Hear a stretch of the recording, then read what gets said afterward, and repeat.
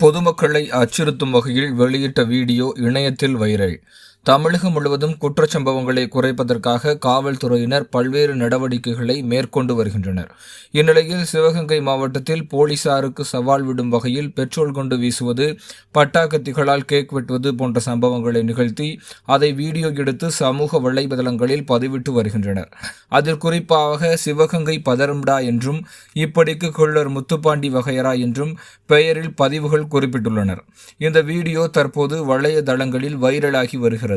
வலைதள பார்வையாளர்களை பயமுறுத்தவும் போலீசாரை அச்சுறுத்தும் வகையில் இதுபோன்ற வீடியோக்களை பதிவிடுபவர்களை சைபர் கிரைம் போலீசார் கண்காணித்து சம்பந்தப்பட்டவர்கள் மீது நடவடிக்கை எடுத்தால் வரும் காலங்களில் குற்றச்சம்பவங்களை தடுக்க முடியும் என சமூக ஆர்வலர்கள் இன்று மாலை சுமார் 4 மணியளவில் எதிர்பார்க்கின்றனர்.